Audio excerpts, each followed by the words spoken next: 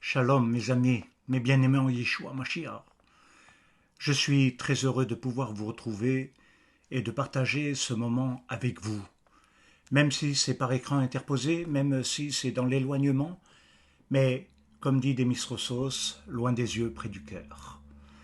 Et je souhaite qu'il en soit de même pour vous tous, afin que vous soyez encouragés, fortifiés et mieux établis dans votre émouna, c'est-à-dire votre foi en Yeshua, et que vous ne souffriez pas trop de cet isolement qui est quand même assez difficile.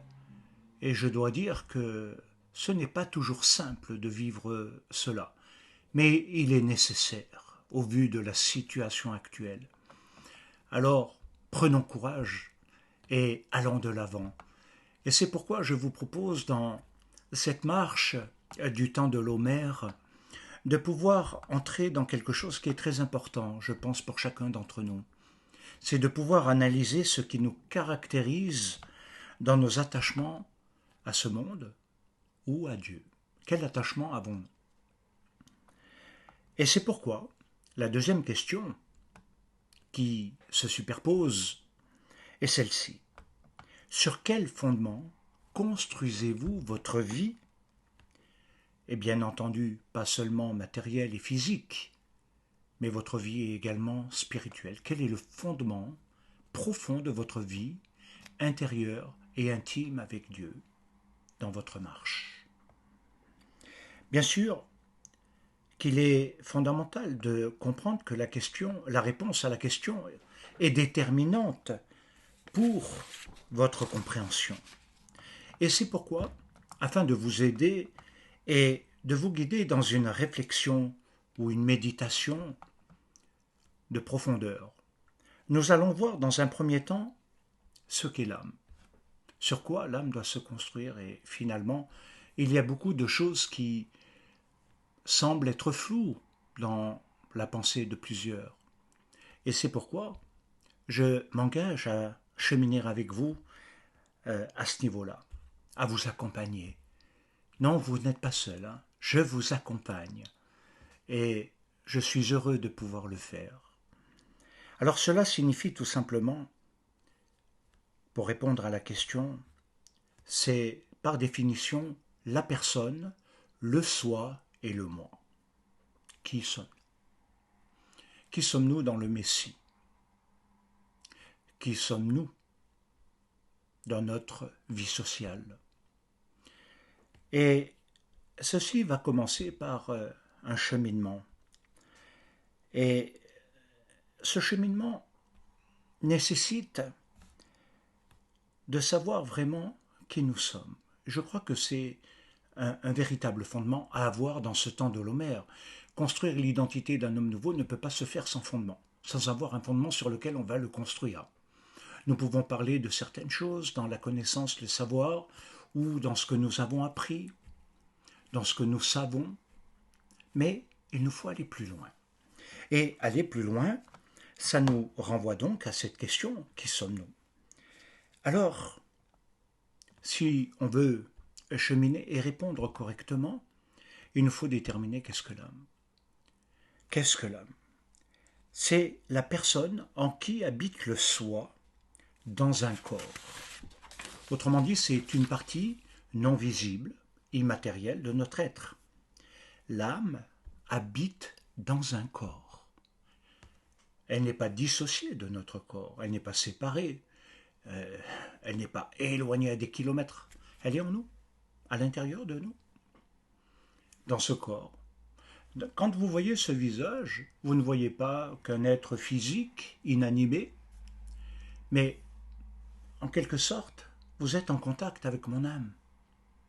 Ah, c'est important de réaliser que nous avons une identité intérieure, un être intérieur, une partie immatérielle, non visible. Alors autrement dit, le corps, c'est l'enveloppe de l'âme. Et c'est l'âme qui, habitant dans le corps, agit au travers de celui-ci. Qu'est-ce que cela veut dire? Le corps sans âme est comme une ampoule sans électricité, Cela veut dire que l'ampoule existe, son potentiel, elle peut être utilisée, mais si l'électricité ne vient pas, elle ne sert à rien, elle ne produit rien. Et donc, cela définit également les énergies intérieures, les forces et les énergies intérieures, spirituelles, positives ou négatives. Ceci est déjà important. Alors, il nous faut savoir que la vie vient de l'âme. Et elle donne la vie au corps par la vue, par l'ouïe, par la pensée, la parole, l'intelligence, les émotions, la volonté, le désir, la personnalité, et c'est ce qui forme l'identité. Ce sont des fonctions diverses, mais qui sont réunies dans le terme neshama, âme. Et toutes ces fonctions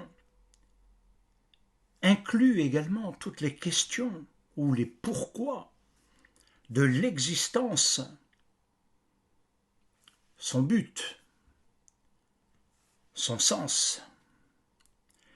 Alors, c'est là que nous pouvons commencer à dire que nous pouvons définir cela comme étant la profondeur de notre identité. Déjà, nous avons un petit quelque chose qui nous aide à comprendre. La profondeur de son identité veut dire la compréhension de sa raison d'être, la compréhension de son existence et sa motivation dans la vie. Vous savez, dans un monde tourmenté, c'est très important ce que nous venons de dire. Et je crois que chacun de nous doit en prendre conscience. Comme vous pouvez le voir, l'âme de l'homme, elle est très complexe dans ses fonctions, dans son mécanisme, et il y a tellement de choses à voir qu'il ne nous est pas possible d'entrer dans toute la profondeur de cela. Alors, c'est pourquoi je me tiens quand même à certaines choses, et notamment dans le confinement qui nous amène à un cheminement. C'est étrange vu de ce point de vue-là, mais c'est le confinement qui nous amène à une autre manière de cheminer, de pouvoir écouter la parole de Dieu, de pouvoir entendre la voix de la Ruach HaKodesh. Et ce temps de l'Homère est nécessaire parce qu'il nous permet de distinguer et de comprendre les différents niveaux de l'âme qui révèlent qui nous sommes et se définissent par là même à nos attachements, ce qui constitue nos niveaux de vie. Autrement dit, nous avons plusieurs manières de vivre sa vie, plusieurs manières d'évoluer au cours des années, dans ces cheminements, dans ces expériences, des niveaux de vie. Mais également, ceci nous amène à comprendre que, de manière plus précise, il y a quelque chose qui est intérieur. Mais également, nous devons comprendre que tous ces niveaux vont se construire sur ce fondement, sur un des fondements dans lequel nous nous sommes basés. Et c'est ces fondements qui constituent beaucoup de choses. Et c'est pourquoi nos fondements, finalement, ils définissent réellement nos actions, mais également nos développements spirituels. C'est pourquoi personne n'a la même compréhension des choses en fonction de son expérience, etc., mais aussi de son expérience vécue. Et même, je dirais, de son expérience de rédemption. Son expérience en Yeshua Mashiach. Autrement dit, pour avancer un petit peu, Pessah nous a démontré la force et la puissance de la temporalité, manifestée par un état d'asservissement intérieur comme extérieur. C'est-à-dire il y a une interaction. Le physique, l'extérieur, devient visible par ce qu'il y a à l'intérieur et ce qui le régit en même temps. Et c'est pourquoi on a appelé cela l'état d'esclavage, parce que ça a une interaction, mais en même temps, nous voyons bien que ça donne des contraintes et des souffrances profondes. Alors, c'est une réalité physique, mais également spirituelle. C'est ce que Shaul de Tarse appelle aussi l'âme captive. Il y a des âmes captives, des âmes qui ne sont pas libérées, qui ne sont pas libres, qui sont prisonnières de tellement de choses, ou emprisonnées dans tellement de liens. Alors l'âme captive de vie dans une dimension de ce monde, parce que la matérialité, le besoin va constituer son fondement, et son existence va se développer à partir de ce fondement qu'il recherche et qu'il veut à tout prix gagner. Et c'est peut-être là qu'il faut peut-être s'arrêter, poser la question. Quel est mon fondement, le but de mon existence, finalement? Et je dois chercher un ensemble de choses. Mais Pessar a aussi l'autre sens, parce que il marque l'état de changement. Un état de changement, et Pessar signifie tout simplement le passage, passer par-dessus, c'est-à-dire d'aller d'un bord à un autre bord, d'une rive à une autre rive. C'est la définition du terme hébreu.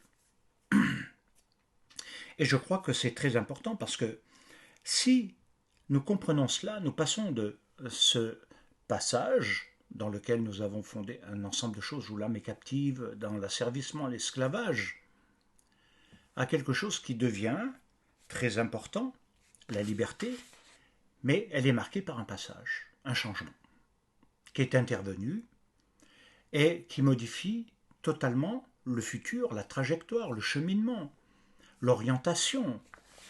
Et c'est clair que Pessar marque ce temps de l'esclavage à la liberté. Alors, ça nous amène à comprendre que nous entrons dans une nouvelle dimension de vie. Mais sur quoi est fondée cette nouvelle existence, cette nouvelle identité?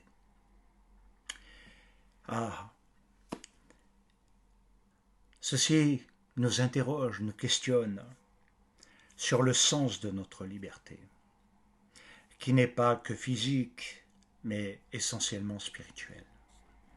Ceci nous renvoie au fait que nous voyons que l'esclavage intérieur fonctionne sur les fondements posés par la matérialité, c'est-à-dire le monde de la temporalité, le fini, le limité, ce qui n'a pas vraiment de suite, ce qui est lié qu'à ce qui est présent maintenant, aux besoins, etc.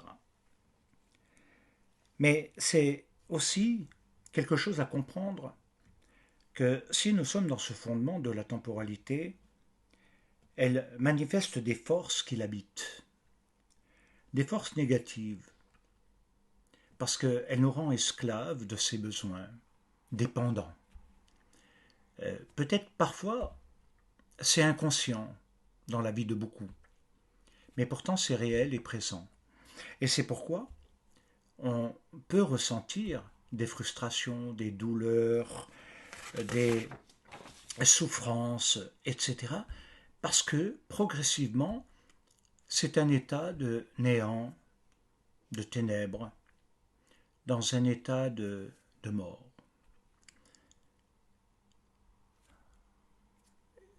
Je sais que c'est parfois difficile à comprendre, à capter, à retenir. Mais nous devons comprendre que c'est le passage, au travers de Pessar, qui nous donne quelque chose de possible, de nouveau, mais il nous faut un nouveau fondement. Alors, l'âme qui est sortie de l'esclavage est celle qui est entrée non plus dans ce que nous venons d'énumérer, mais elle entre dans ce qui est éternel, infini, intemporel, ce qui est la base même de la rédemption et des promesses de Yeshua, le Messie. Celui qui croit en moi ne mourra pas, mais il aura la vie éternelle. Il est passé de la mort à la vie. Mes paroles sont esprit et vie, c'est vrai. Mais en même temps, elles nous montrent à quel point il a posé un fondement, à quel point son enseignement, ce qu'il a dit, ce qu'il a vécu avec le peuple et ses talmidim, c'est-à-dire ses disciples, quelque chose d'extraordinaire. Alors, il nous faut comprendre que ceci veut dire le fondement de la rédemption. La rédemption, ce n'est pas simplement une croyance multiple en des doctrines. Ce n'est pas non plus simplement croire en des vérités. Mais c'est le fait d'avoir expérimenté qui nous a convaincus de l'existence de la chose. Ça change tout. Le fondement de l'expérience dans la rédemption. Expérimenter quelque chose qui ne soit pas purement cérébral, intellectuel, philosophique ou je ne sais quoi, mais quelque chose qui est vécu profondément, réellement, quelque chose qui marque notre existence d'une manière nouvelle mais réelle. Elle n'est plus, notre âme de ce moment-là, dominée, soumise à l'esclavage. Elle n'est plus soumise à l'esclavage. Elle est sortie de la captivité de son esclavage. Elle devient une âme de vie. Ah, ça c'est extraordinaire, bien-aimé, réalisez que vous n'avez pas quelque chose qui n'a pas de sens, mais vous avez reçu une âme de vie, un esprit de vie. Et cette âme, on pourrait l'appeler l'âme de la liberté. L'âme de la liberté. L'âme de la libération. Mais, en même temps, elle nous renvoie à ce que nous avons vu au départ, que nous devons avoir un autre fondement que celui que nous avions, qui a été tout notre mode de vie et de fonctionnement, de raisonnement, de pensée, de réflexion, etc. Et poser un autre fondement, quelque part, je vais être honnête avec vous, ce n'est pas sans douleur. C'est un changement. C'est quelque chose qui nous fait passer de à A. Et c'est une transition. C'est pourquoi le temps de l'Homère marque le cheminement qui est dans cette transition qui peut être douloureuse, mais qui se fait progressivement en soi, au fur et à mesure de sa marche, de son contact avec Dieu, de son étude de la Torah, de son attachement à la Bible. Pas seulement à ce que tout le monde peut en dire, non, mais vraiment s'attacher à Dieu. Et c'est quelque chose qui est très important parce que ce fondement de la rédemption a été accompli par Yeshua. Celui, pardon, celui qui constitue le fondement de notre rédemption, ce n'est pas notre réflexion intellectuelle, nos déductions, aussi belles soient-elles, notre force philosophique, nos raisonnements, nos déductions, etc. Tout ce que nous pouvons mettre derrière les croyances, les superstitions. Non. Le fondement de la vie, le fondement de la liberté, le fondement de l'identité de l'homme nouveau, une identité nouvelle, elle est sur Yeshua Mashiach. Or, bien sûr, pour d'autres, ce seront d'autres façons de voir. Mais en tant qu'hébreu messianique, nous devons comprendre quel est notre fondement. Parce qu'il y a beaucoup trop de gens qui vont dans un judaïsme purement rabbinique, ce qui ne me dérange pas, mais qui en même temps ne donne pas le cheminement qu'il faudrait en Yeshua, à l'expérience vécue. à la connaissance de Dieu reçue. Alors beaucoup utilisent et font du copier-coller, font les perroquets, imitent. Et ils ne savent même pas eux-mêmes où ils vont. Oh, ils aiment bien, oui, c'est de l'affectif. Mais ça conduit où? Pour un juif, ça a un sens. Un juif de naissance, qui est né dedans, qui a cheminé, ça a un sens, une compréhension. Ça s'inscrit dans une histoire. Mais très souvent pour un non-juif, c'est de découvrir peut-être d'autres choses, mais quelle est la finalité finalement? Alors il faut se poser la question, le fondement. Si nous disons qu'il est en Yeshua, en Mashiach, nous sommes hébreux messianiques.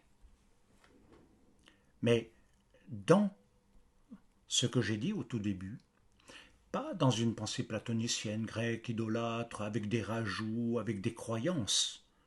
Le fondement, uniquement, doit être posé sur, en et dans Yeshua, le Messie. Béni, promis, annoncé par les prophètes. Celui qui devait venir, celui que les prophètes ont annoncé dès les temps anciens et ont espéré en sa venue. Alors, le fondement de la rédemption accomplie en Yeshua Mashiach. Et ce passage étrange, enfin passage, vous allez comprendre, qui nous fait passer de la mort à la vie, des ténèbres à la lumière, c'est un passage, c'est un changement.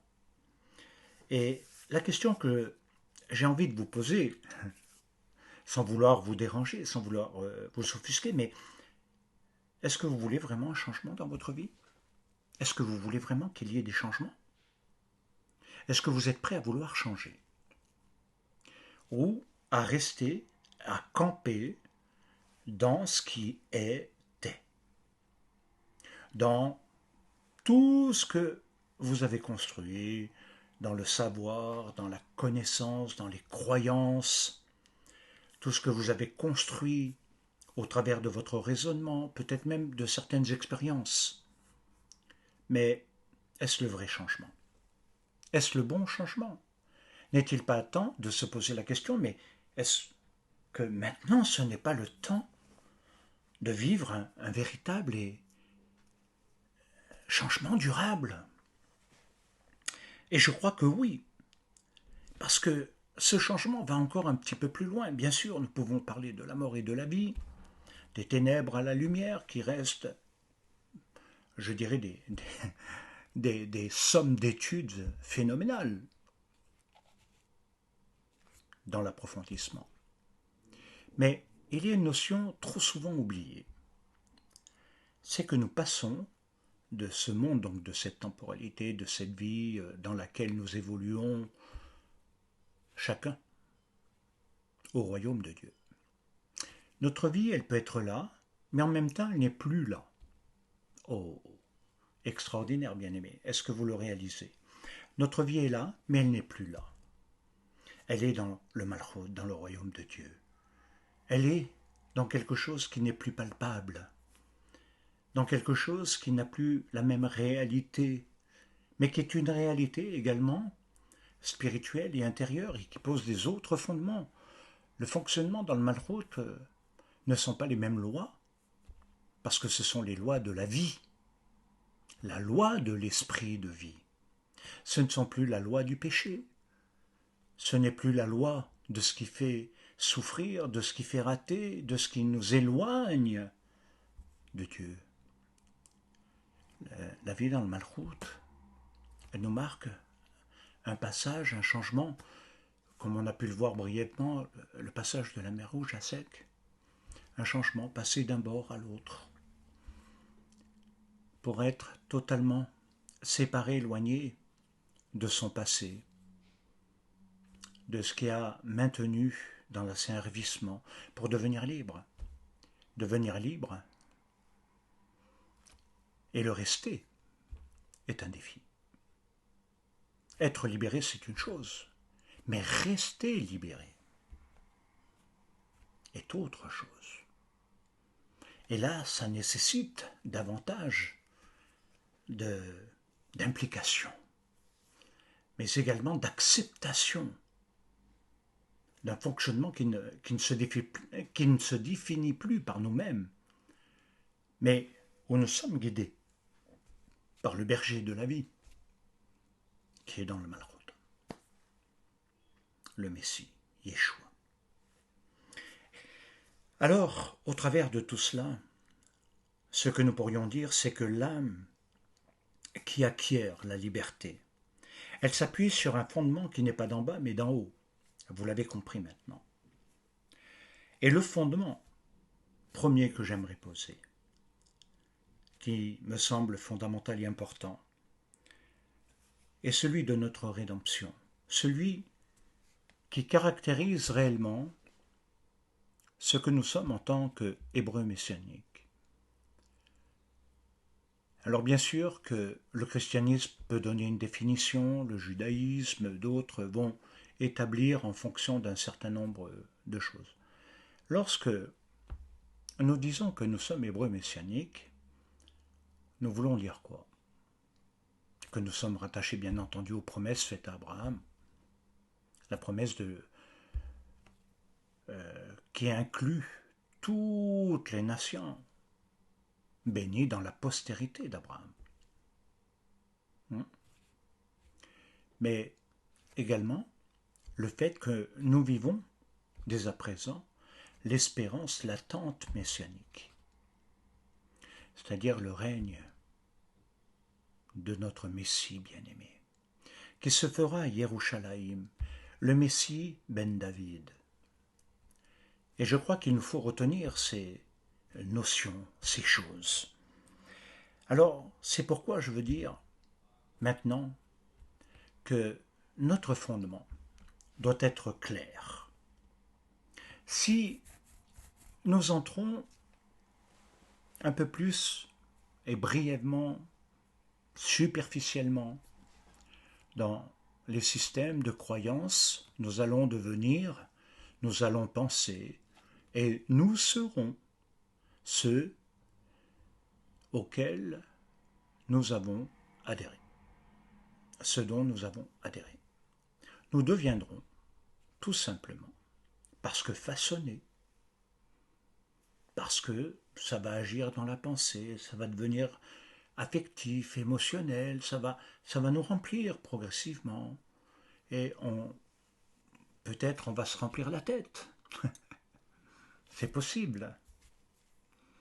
Mais est-ce le vrai fondement de la rédemption de la vie?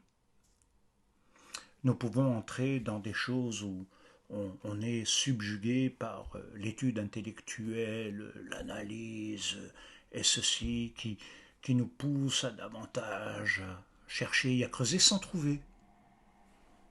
Sans trouver, mais toujours confiné, parce qu'il y a des confinements spirituels, confiné à œuvrer, à cheminer, toujours dans une recherche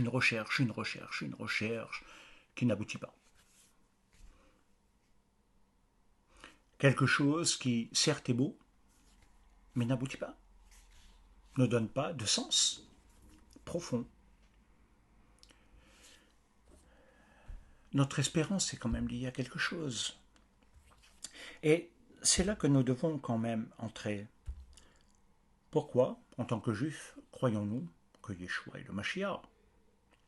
C'est pas simplement une discussion. Un jour, je reviendrai là-dessus. Mais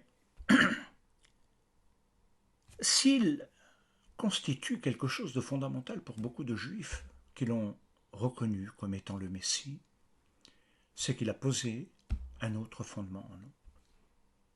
C'est que tout à coup, quelque chose a changé et s'est modifié en nous pour nous amener à l'expérience de vie et à comprendre le sens du Tanakh et de la Torah avec un regard nouveau. Et c'est pourquoi le premier fondement à poser réellement à ce niveau-là, c'est que notre rédemption repose sur l'accomplissement des prophéties et seul Yeshua a pu le faire. Aujourd'hui, il est impossible que quiconque puisse accomplir ce que les prophètes ont annoncé. Nous pouvons établir toutes sortes de croyances, le fond, la forme, mais c'est le seul qui a accompli. Et c'est intéressant de voir en parallèle ce qui a été annoncé et ce qui a été accompli. Et c'est pourquoi Yeshua devient maintenant le seul véritable Kohen Agadol, le seul véritable médiateur entre Dieu et les hommes. Et que notre temple étant détruit, nous n'avons plus cette médiation réelle, palpable. Tout est aménagé et je reconnais totalement le bien fondé. Je n'ai pas du tout d'a priori, je n'ai aucune critique à ce niveau-là. Mais je dis également qu'il y a un manque. Il y a un manque profond qui ne peut se substituer à ce qui est fait aujourd'hui. Et donc, nous devons revenir à cette réalité. Yeshua est le seul médiateur, autrement dit Kohen Agadol, entre Dieu et les hommes. Il est devenu le souverain sacrificateur par sa résurrection. C'est ça la rédemption, bien-aimé. Il avait été kapara pour nous. Il nous a couverts de sa justice. Il nous a justifiés. Et c'est pourquoi il est important que je rappelle, je dirais, quelques vérités simples. Parce qu'il est écrit, car personne ne peut poser un autre fondement que celui qui a été posé, à savoir Yeshua Mashiach. Éphésiens 2:20 nous dit bien que le fondement a été posé, mais que personne ne peut poser un autre fondement de rédemption. Il y a eu beaucoup de faux messies, il y en aura encore. Il y a beaucoup de faux prophètes et cela continuera encore. Nous devons réfléchir, analyser, comprendre, cheminer davantage.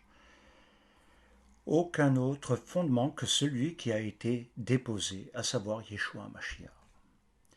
Il nous est dit parallèlement, vous avez été édifiés. Et édifier veut dire construire. C'est-à-dire avec une augmentation et non une ligne, puis on s'arrête et c'est terminé et tout est bon. Non, non, non, non, non, non. Vous avez été édifiés. Sur le fondement des envoyés, des shlichim et des prophètes, vous avez été édifiés. Notre fondement n'est pas une croyance théologique, notre fondement n'est pas une doctrine, notre fondement absolument fondamental pour l'hébreu messianique, c'est vous avez été édifiés. Qui? Tous. Nous avons été édifiés non pas par une église, non pas par des courants de pensée, par des philosophies zen, religieuses, des religions, mais nous avons été édifiés sur le fondement des shlichim, c'est-à-dire des envoyés, mais également afin d'enlever cette théologie de la substitution, pas que des envoyés. Il y en a beaucoup qui se sont arrêtés à ça, puis qui ont éliminé le reste. C'était trop juif, c'est trop hébreu. c'est quelque chose qui est dépassé. Oh là, n'y touchons pas. Et des prophètes. Et regardez, eux-mêmes, elles disent bien, vous avez été édifiés sur ces deux fondements, c'est vrai. Mais ce n'est pas le seul fondement unique. Parce que de ce fondement, il y a un fondement. Et le passage dit, le fondement des envoyés et des prophètes, Yeshua étant la pierre angulaire, autrement dit, Rosh Pina. Et nous savons, en tant que juifs, ce que signifie la pierre angulaire Rosh Pina. Ce n'est pas seulement une pierre physique, d'un édifice physique, c'est la pierre de la Jérusalem céleste. La pierre angulaire qui construit le monde d'en haut et qui a été posée et qui est fondamentalement importante et à laquelle on ne peut pas se déroger. Nous ne pouvons pas dire qu'il y a une autre pierre que celle de Rosh Pina, qui est la fondation du temple d'en bas et d'en haut. Qui pourrait prétendre aujourd'hui un maître, être l'accomplissement des prophéties, même s'il est extraordinaire et brillant? Non. Il nous faut revenir au fondement. Il y a un certain nombre de passages, et je vous prie de m'excuser quelques secondes. Je croyais avoir pris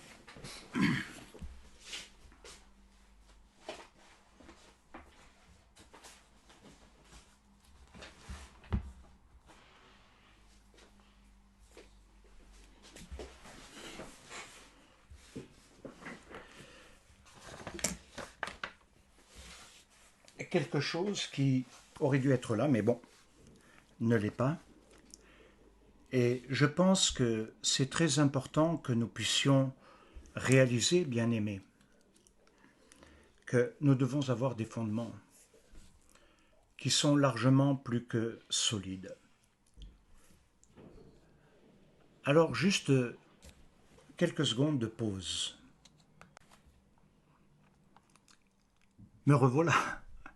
J'ai eu un petit moment important. Donc, écoutez, il y a d'autres passages qui doivent nous aider à réaliser que ce n'est pas simplement un homme ou le délire de quelqu'un qui pourrait entrer en matière, mais qu'il y a quand même des réalités. Alors si nous lisons dans 1 Pierre, il y a quelque chose de très intéressant, parce que ceci aide chacun d'entre nous à prendre conscience de quelque chose. Il nous est dit, dans le chapitre 2, et à partir du verset 4, « Approchez-vous de lui, pierre vivante, rejetée par les humains, certes, mais choisie et précieuse aux yeux de Dieu. Vous-même, comme des pierres vivantes, construisez-vous pour former une maison spirituelle, un saint sacerdoce, afin d'offrir des sacrifices spirituels agréés de Dieu par Yeshua Mashiach. Car voici ce qu'on trouve. » Donc ce qui précède est lié à ce qui vient. Car voici ce qu'on trouve dans l'Écriture, je vais poser en Sion une pierre angulaire, choisie, précieuse, et celui qui croit en elle ne sera jamais pris de honte. C'est la pierre que les constructeurs ont rejetée, qui est devenue la principale de l'angle. Bien-aimés, c'est extraordinaire. Si nous lisons également dans Actes, au chapitre 4, et le verset 11, « C'est lui, la pierre que vous, les constructeurs, vous avez méprisée, qui est devenue la principale et celle de l'angle. Le salut, Yeshua. Le salut ne se trouve en aucun autre. Car il n'y a sous le ciel aucun autre nom donné parmi les humains par lequel nous devions être sauvés. En Shem Racher. Et il n'y a pas d'autre nom. Tous les noms de ceux qui se sont prétendus être des messies ont passé. Il y en aura encore d'autres, certainement, dans l'avenir proche, qui se prétendront être le Messie, mais ils passeront aussi. Et c'est pourquoi, bien-aimés, il est important de bien réaliser quels sont nos fondements. Maintenant, allons quand même dans le Tanakh, dans les Tehillim, dans le Tehillim 62, qui, pour moi, est fondamental, et le verset 2. C'est auprès de Dieu seul que je suis tranquille, c'est de lui. Et écoutez bien, c'est de lui que vient mon salut. Lui seul est mon rocher et mon salut, ma citadelle, je ne vacillerai guère. Que nous soyons juifs ou non juifs, nous devons nous arrêter là.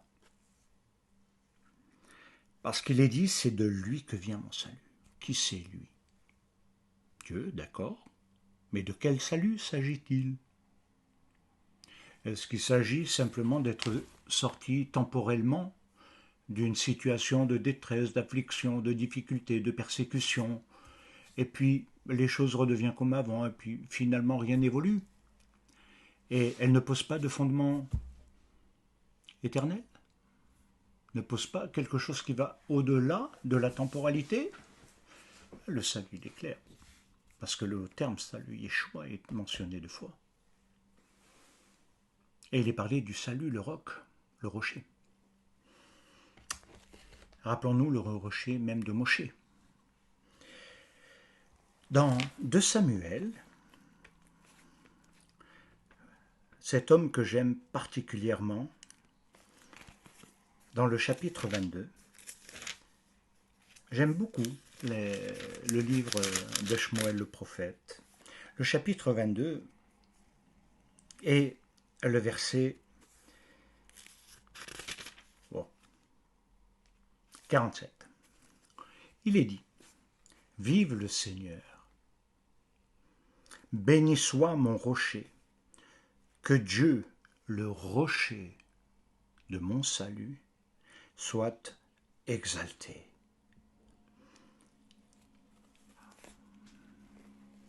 Amen. Un autre passage, alors là, c'est, je dirais, le fondement clé de tout ce que nous avons lu. C'est volontaire que j'ai voulu prendre dans cet ordre. Ésaïe, le prophète, que tous connaissent, et que certains certainement connaissent déjà même les passages. Et il me semble qu'ils sont fondamentaux.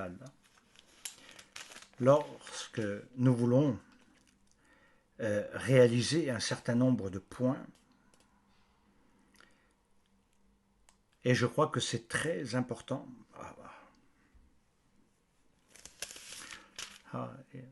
On va lire à partir du verset 16. À cause de cela, il est dit, ainsi parle le Seigneur Dieu. J'ai mis pour fondement le fondement que Dieu est lui-même dans le lieu. Ah là là là là. En Sion, une pierre éprouvée, une pierre angulée de prix, solidement fondée. Celui qui la prendra pour appui n'aura pas à se hâter. Ah là là, extraordinaire. Et il est dit au verset 18, pour bien comprendre l'ensemble, votre alliance avec la mort, vous réalisez, bien-aimés, la force de ces paroles. Votre alliance avec la mort sera annulée. Ah, extraordinaire. Votre alliance avec la mort sera annulée. N'ayez plus peur. N'ayez plus de crainte. Ne craignez plus ce qui vient essayer de vous enlever cette assurance de vie dans le salut. Votre pacte avec le séjour des morts, comme on l'a vu le Shéol, ne tiendra pas quand le déferlement destructeur passera et nous écrasera. Et il nous est dit que nous sommes délivrés. Extraordinaire. Si nous lisons juste un peu au préalable, pour mieux comprendre. Il nous est dit, écoutez donc la parole du Seigneur à partir du verset 14. Insolent, vous qui dominez sur ce peuple de Yerushalayim. Vous dites, nous avons conclu. Ça c'est très très fort. Nous avons conclu une alliance avec la mort. Comment ? Comment peut-on conclure des alliances avec la mort ? N'est-ce pas quelque chose de redoutable ? Nous avons fait un pacte avec le séjour des morts. Et il dit, car nous avons le mensonge pour abri et la fausseté pour cachette. Nous avons. Extraordinaire, bien-aimé. C'est une véritable révélation. Et vous devez réaliser que ce qui vient après, c'est à cause de cela que Dieu a mis en Sion une pierre de fondation, la pierre angulaire, extraordinaire. Cette pierre a un nom. Ce n'est pas une pierre portant tous les noms de tous ceux qui ont précédé ou de ceux qui seront. Elle a un nom, issu du jeu de mots de Even, qui contient le Père et le Fils. Et le nom du Père, c'est les 4 lettres, mais le nom du Fils, c'est Yeshua. Ah, le rocher de notre salut. C'est cela la véritable puissance de la Bessora Tova, de la bonne nouvelle. Le pacte, l'alliance avec la mort sera annulée.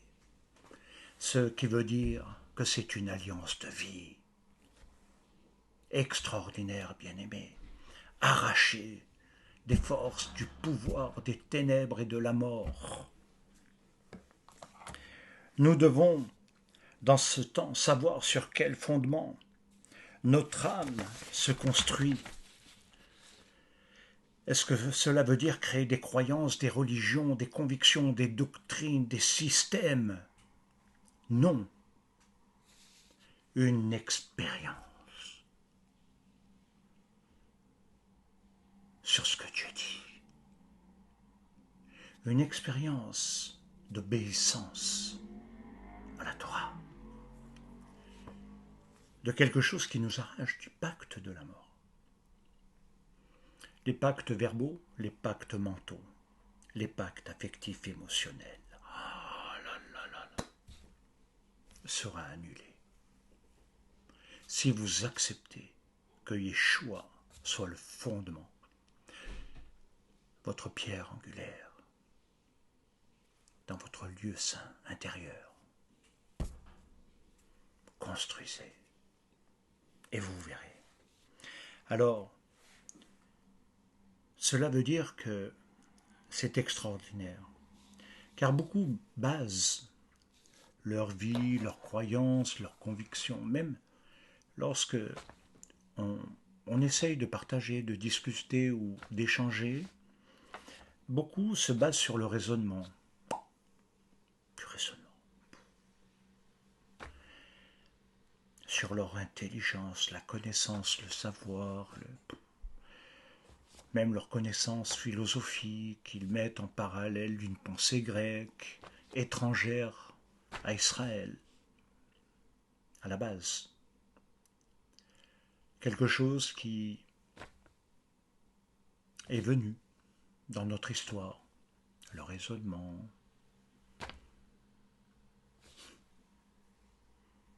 la philosophie, la rationalité, ce qui a donné des superstitions et des systèmes de croyances qui égarent à cause du mensonge, qui égarent à cause du mensonge, nous l'avons lu. Mais la fausseté comme cachette, vous savez, ce sont des lieux quand même à analyser. Alors, tout simplement, bien-aimé, la liberté, elle s'exprime. Elle s'exprime dans l'expérience du passage de la mort à la vie, dans cette fête de Pessah.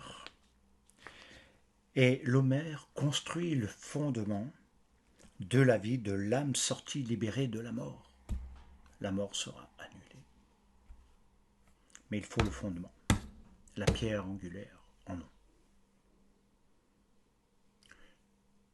Pas une croyance biblique, pas biblique, oh là, là. Sortons des enfantillages, devenons adultes, marchons, établissons des fondements beaucoup plus cohérents et solides, parce que c'est sur Yeshua, l'agneau de Dieu. Alors, après toutes ces explications, pour être concret et définir quelque chose de particulier, et donner une définition en quelque sorte de l'âme, il nous faut savoir que l'âme va contenir 5 niveaux. Donc, je ne vais pas rentrer aujourd'hui, puisque nous devons conclure notre étude, mais je reviendrai mardi prochain sur une étude fondamentale, mais qui va élever le niveau. Alors là, il faudra se préparer à quelque chose qui entre dans le niveau de la profondeur et de la révélation. De choses qui vont démontrer sur quoi nous sommes fondés, dans quel niveau de l'âme nous sommes fondés. Et finalement, ça va nous aider à savoir si nous voulons changer, rester ou rétrograder. Tout est possible. Tout est possible. Rester dans l'hier, ne pas vouloir d'avenir, rester dans l'aujourd'hui, dans ce qui est, on subit la vie, ou dans ce qui sera. Dans ce qui sera, c'est-à-dire aussi dans ce que nous serons avec ce qui sera. Bien-aimés, ne ratez pas. Ne ratez pas ce temps, ce rendez-vous, qui va être formidable pour chacun de nous.